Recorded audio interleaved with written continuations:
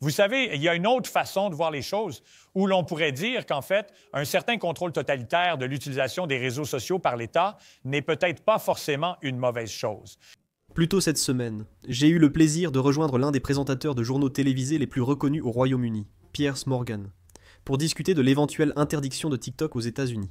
Lorsque j'ai informé Piers que le gouvernement chinois limite le temps passé sur les réseaux sociaux pour les moins de 18 ans, Piers a eu une réaction surprenante et a commencé à penser différemment.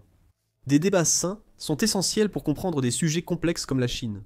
Engageons-nous donc dans la discussion et examinons précisément son déroulement. Beaucoup se demandent s'il n'est pas temps que l'Occident devienne plus avisé face à la menace croissante que représente la Chine. Je reçois maintenant Tobias Ellwood, président du Comité des élections de la défense du Royaume-Uni, et Cyrus Jansen, analyste géopolitique aux États-Unis. Tobias Ellwood, prenons TikTok comme un véritable emblème de tout cela. TikTok est une histoire de succès phénoménal. Il n'y a pas un jeune et même quelques personnes âgées dans le monde qui ne le connaissent pas ou ne l'utilisent pas. 1 milliard de personnes, soit 1 sur 7 dans le monde, l'utilisent.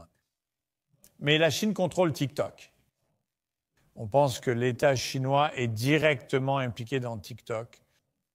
Devrait-on s'inquiéter davantage du fait que TikTok soit essentiellement utilisé par l'État chinois pour aspirer des informations qu'il pourrait ensuite utiliser contre nous?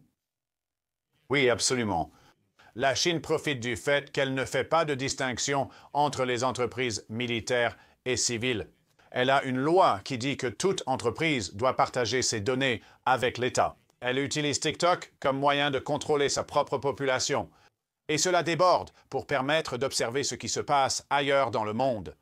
Quand j'ai vu cette histoire éclater, que le Canada, les États-Unis et même l'Union européenne interdisaient TikTok, mais que la Grande-Bretagne avait décidé de ne pas suivre cette voie, j'ai eu des flashbacks de ce débat sur Huawei, dont vous vous souvenez peut-être, où il a fallu des députés comme moi, Tom Tugendhat et d'autres pour pousser le gouvernement britannique à évincer Huawei, cette entreprise chinoise des télécommunications britanniques.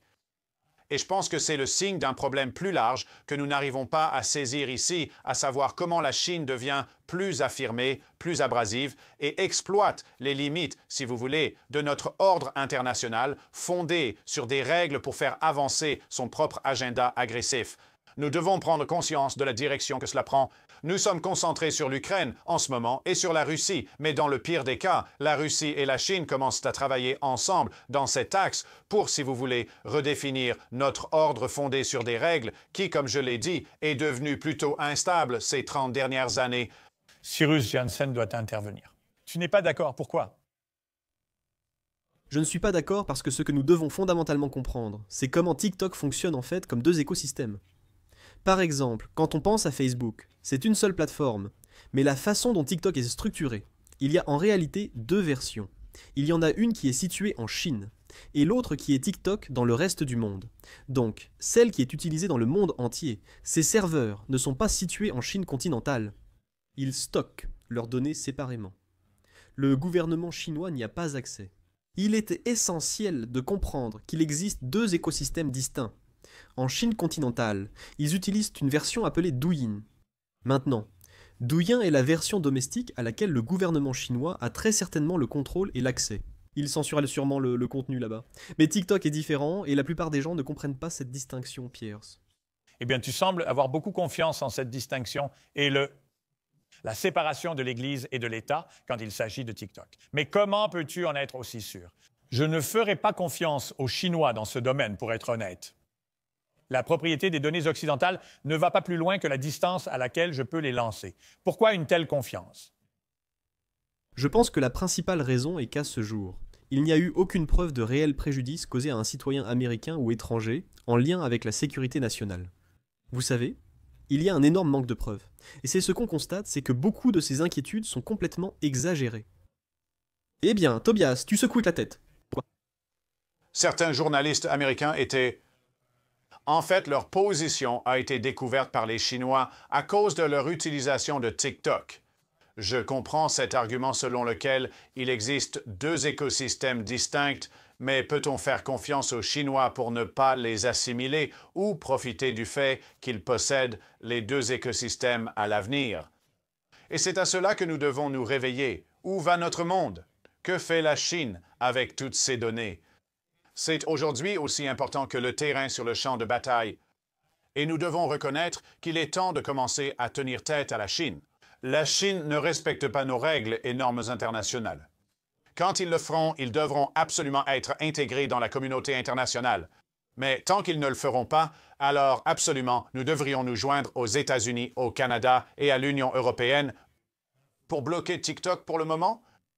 Vous savez, quand j'étais à Shanghai pour faire un documentaire il y a quelques années sur Shanghai, je vais vous adresser cette question. Cyrus, c'était intéressant parce que le gouvernement chinois avait essayé d'interdire aux jeunes Chinois, aux adolescents, d'utiliser les réseaux sociaux et ils avaient 3000 employés du gouvernement, principalement basés à Pékin, dont le seul travail était d'empêcher les jeunes d'accéder à Twitter et, je suppose, à TikTok et à toutes ces autres plateformes à l'époque. Mais ils étaient largement en retard par rapport aux jeunes sur ce sujet. Les jeunes étaient bien en avance sur le gouvernement. Ils étaient bien plus avancés qu'eux. Donc, ils étaient tous capables de faire ça. Donc, est-ce que c'est le cas où les Chinois aimeraient peut-être avoir plus de contrôle qu'ils n'en ont, mais qu'ils ne peuvent pas vraiment le garantir parce que les jeunes sont en avance sur eux? Eh bien, tout d'abord, j'ai en fait regardé ce documentaire que tu as fait à Shanghai. C'était un aperçu fantastique. J'ai vraiment apprécié. Et je pense que ce qui est intéressant dans ce cas, c'est que les réseaux sociaux chinois sont tellement populaires en Chine, et ils font absolument partie de la culture chez les jeunes aujourd'hui. Je suis également créateur sur les réseaux sociaux chinois. J'y ai réalisé de nombreuses vidéos, et c'est tout un système qui est aujourd'hui très imbriqué dans la société en Chine. Les réseaux sociaux font partie intégrante de la vie de tous en Chine, y compris des jeunes actuellement. Je veux dire, beaucoup d'entre eux sont sur la plateforme et l'utilisent. Il est intéressant de noter que le gouvernement chinois a reconnu que les réseaux sociaux représentent un problème majeur pour nous tous. Nous sommes tous accros aux réseaux sociaux et aux téléphones portables, et des réglementations ont commencé à être mises en place pour y remédier. Si vous avez moins de 18 ans, vous serez soumis à une réglementation. Du lundi au vendredi, vous aurez accès à cette plateforme de réseaux sociaux pendant environ 45 minutes par jour. C'est donc différent de ce que nous avons au Royaume-Uni et dans les pays occidentaux, où l'utilisation est illimitée. Mais ce qui est intéressant, c'est que beaucoup de parents à qui je parle disent « Waouh, c'est en fait une norme plutôt bonne ». Idéalement, c'est ce que nous souhaiterions avoir. Le gouvernement chinois est capable de mettre... Il existe une autre perspective sur la mise en œuvre de ces politiques, n'est-ce pas? Je pense que l'utilisation des réseaux sociaux est presque incontrôlable en Occident. Les jeunes passent énormément de temps là-dessus, probablement au détriment de leur santé mentale, et il est certain que les niveaux d'anxiété explosent à cause de choses comme Instagram, des algorithmes, et ainsi de suite. Vous savez, mais il y a une autre façon de voir les choses où l'on pourrait dire qu'en fait, un peu de contrôle totalitaire de l'utilisation des réseaux sociaux n'est peut-être pas forcément une mauvaise chose pour un pays. Je suis surpris de t'entendre, Pierce, promouvoir une solution de type État totalitaire. Eh bien... Ce n'est pas exactement ce que j'ai dit.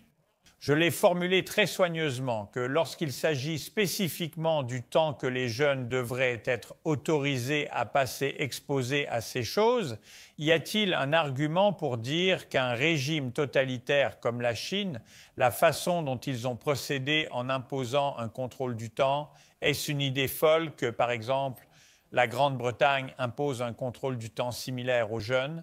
Selon moi, les jeunes passent trop de temps là-dessus. Je suis d'accord. Je ne suis pas en désaccord avec le temps excessif que les gens passent sur les réseaux sociaux, les écrans et même la télévision. Mais je ne crois pas que l'État doive imposer ses règles.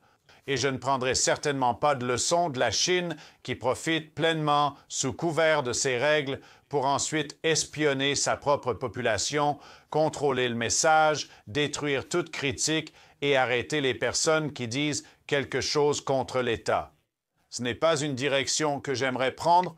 L'argument sur le temps que nous passons chaque jour devant les écrans, absolument, c'est quelque chose dont nous devons discuter et que nous devons aborder culturellement, car c'est essentiellement un nouveau concept. Avions-nous ces écrans quand nous étions enfants? Nous n'avions pas les réseaux sociaux auparavant. Nous devons nous adapter à une nouvelle société. Je pense que personne ne devrait être anonyme sur les réseaux sociaux. Je pense qu'on devrait pouvoir être identifié pour éviter tous ces messages horribles que tu reçois sans aucun doute, comme les parlementaires reçoivent aussi.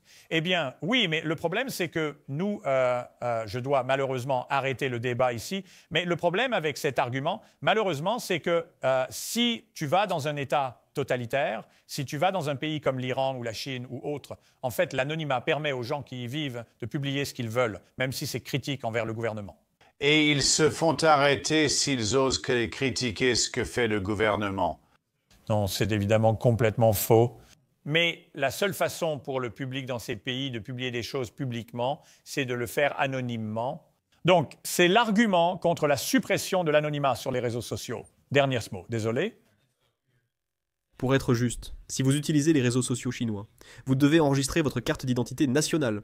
Cela présente un avantage car ça réduit le nombre de spammers et d'individus qui s'adonnent à ce type d'activité. Et l'autre chose qu'il faut bien faire entendre, c'est que les citoyens chinois utilisent les réseaux sociaux pour donner des retours et des critiques au gouvernement chinois afin d'aider à améliorer la société. Il est très courant que le gouvernement chinois ajuste ses politiques publiques en fonction de l'indignation et des réactions des gens sur les réseaux sociaux. C'est très courant partout en Chine. Il est aussi très courant, comme en Russie, que les personnes au gouvernement lisent ces messages et mettent en prison ceux qui s'opposent à eux. Mais nous en discuterons un autre jour, messieurs, un à la fois. Merci beaucoup à vous deux d'avoir accepté de me rejoindre. Je vous en suis reconnaissant. Comme vous pouvez le voir, Pierce devait avoir le dernier mot et a fait la supposition occidentale classique que si un citoyen chinois s'exprime contre le gouvernement, il sera mis en prison. Avant le congrès national du parti chinois, le quotidien du peuple a invité les citoyens à soumettre leurs doléances, selon Anhua Batran, un expatrié de Shanghai, qui a partagé cette information sur Twitter. Mais est-ce vraiment ce qui se passe en Chine ? Ils en ont reçu des dizaines de milliers, et les responsables du Parti communiste chinois ont maintenant l'obligation de répondre à chacune d'entre elles avec un suivi en temps réel. Toutes les plaintes et les réponses sont publiques et répertoriées sur le site web liuyan.people.com.cn. Alors, de quoi se plaignent la plupart des Chinois ? Eh bien, les réponses typiques sont « Nous voulons de l'irrigation ici, organiser la démolition des vieux logements là-bas, où il est trop difficile de changer sa carte de sécurité sociale. » Alors, encore une fois, ne croyez pas tout ce que vous entendez sur la Chine. Il faut beaucoup plus de nuances et de points de vue si l'on veut vraiment comprendre comment fonctionne le gouvernement chinois et leur système. Qu'avez-vous pensé de l'interview de Piers Morgan ? TikTok est-il une menace pour la sécurité nationale ? Donnez votre avis dans les commentaires. Merci pour votre soutien incroyable, et j'ai hâte de vous retrouver très bientôt dans notre prochaine vidéo.